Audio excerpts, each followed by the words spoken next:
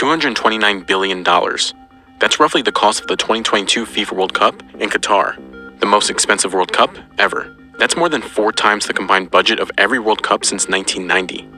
The money goes to 2 things, stadiums and infrastructure. For Qatar, the country needed both, and it needed it fast. Hosting the World Cup draws massive exposure to the host country. There's tourism, foreign trade, potential for new development, and jobs.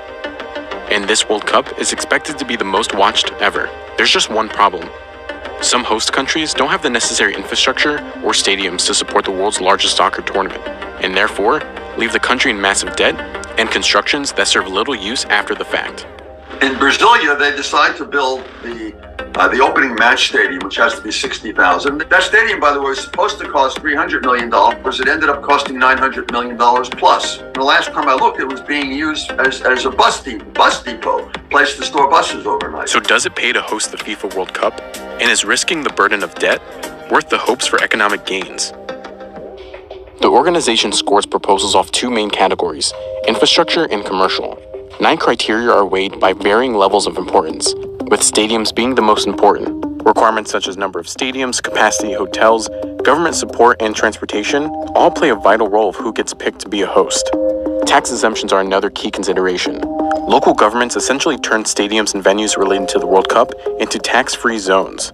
That's so that FIFA and its sponsors don't have to pay taxes on the revenue generated during the tournament. So let's talk about where that tax-free money goes.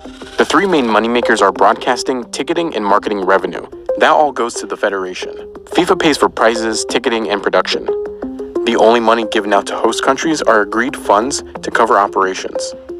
For 2022, FIFA allocated $1.7 billion to Qatar, which includes $440 million in total prize money for teams. The revenue, $4.7 billion total. There's a net there of $3 billion. What happens with the net? FIFA takes about 10% of that for its operations. 10% is kept, and the rest is distributed to the roughly 200 world soccer federations around the world to help them develop their programs. Host countries rely on the economic impact derived from the tournament. There are short-term and long-term, and it varies from country to country. Countries better positioned to host are typically the ones with short to-do lists, meaning there's already a network of infrastructure in place that meets FIFA's strict requirements. Just take the 94 and 98 World Cup in the US and France respectively. Since 1990, they are the 2 countries that spent the least to host on the tournament. Both countries utilized pre-existing stadiums in major cities that had existing hotels and strong transportation systems. A surge in tourism, hotel stays, job creation, and above-average spending at local restaurants and businesses are all signs of short-term economic impact. I do know that we've learned tremendous amounts of things from doing events since 1994 about what it takes to be a great host and what it takes to get the most economic impact. The short-run spike in spending is caused by the fanfare, excitement, and the mass influx of fans following their team from stadium to stadium. Employment will increase in the hospitality sector or the tourism sector of the economy. Sometimes it doesn't happen. It will vary from city to city. Even with existing infrastructure, hosting the Cup does little in the long run. The US saw positive gains in its GDP per capita, consumption, and exports in '94. France witnessed its biggest gains in imports and exports when it hosted the tournament in 1998. For countries who needed things like new stadiums, improvements to their transportation systems or infrastructure, investments in the billions of dollars are needed to sustain over 1 million fans. Some have yet to pay off.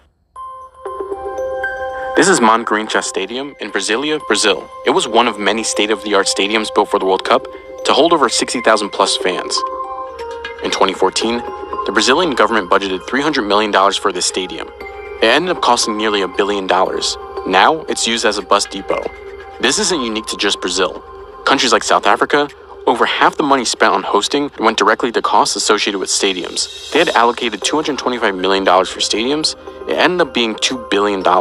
After hosting, South Africa had trouble finding tenants to take over the stadiums. They would cost millions of dollars in maintenance and operations alone each year. The South African government demolished 2 stadiums to save money. Only the US and France spent below $1 billion on stadiums. Updating hotels and public transport can cost countries billions too. You end up building stadiums that are not needed, and you end up with white elephants. So the money is not only involved with building them and creating exit ramps and on-ramps to the highways or roads in order to get to them and parking lots around them. It's not only that, but once they're built, they have to be maintained. If they're not maintained, they go to seed. and they're tremendously wasteful. You can't have great economic development into the future if you can't move people.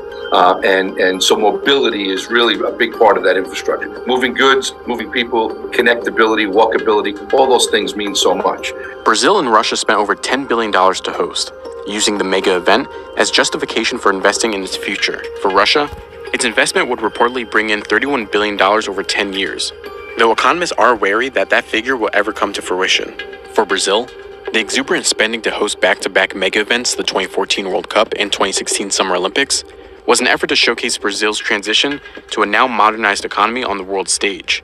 The government expected to spend a forecasted $3 billion on accommodations, food, transportation, and entertainment. It hoped to open the country up to an influx of tourism, foreign trade, international development, and improve its geopolitical stance. For Brazil, the exponential cost of new roads, transit lines, stadiums, and hotels only added to the mounting tensions between the Brazilian government and its people. Construction pushed out locals from their homes, with estimates suggesting anywhere from 250,000 to 1.5 million people had to abandon their homes, and only a few received compensation. Government has to borrow money. When they borrow money, interest rates go up, and it chokes off economic activity rather than helping economic activity.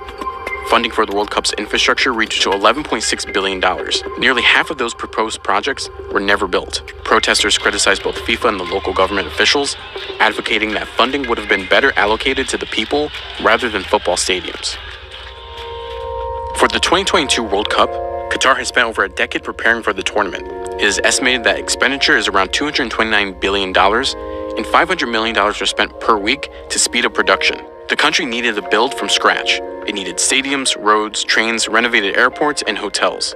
At the same time, the country is planning to unveil Qatar's plans for 2030, hoping to become a leader in sustainable urban development, technology, and innovation. However, being on the world stage has also brought to light allegations of corruption with FIFA and human rights violations.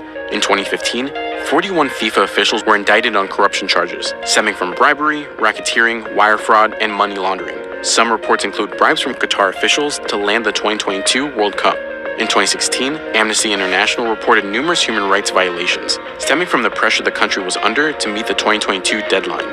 1.7 million migrant workers made up 90% of the total workforce in Qatar, virtually all of which lived in below par living and working conditions and were grossly underpaid. In the midst of this weary backdrop, Qatar is expecting over 1 million tourists, 5 billion people tuning into the World Cup, and, according to one report, as much as $17 billion added to the Qatari economy from the tournament. While that seems like a lot, that's nearly 7% of the estimated $229 billion spent. At the end of the day, for many of these countries, hosting the FIFA World Cup is viewed as an honor. Football is the most popular sport in the world, with over 5 billion fans worldwide. Countries like South Africa have seen some benefits years after hosting. Though the country was hampered with debt and stadiums have gone unused, the country has seen tourism steadily rising since hosting in 2010. 2026, the tournament has expanded, meaning more fans from all over the world will be flocking to North America, spending big on the World Cup. Stadiums are spread across 11 U.S. cities, 3 cities in Mexico, and 2 in Canada. Since 1930, the World Cup has captivated billions of football fans. FIFA has been able to reinvest funds generated from the World Cup back into both men's and women's football committees worldwide. And amid FIFA's controversies, and whether or not it makes financial sense to host the tournament, fans from all over will continue to tune in with hopes and aspirations of their country winning the World Cup.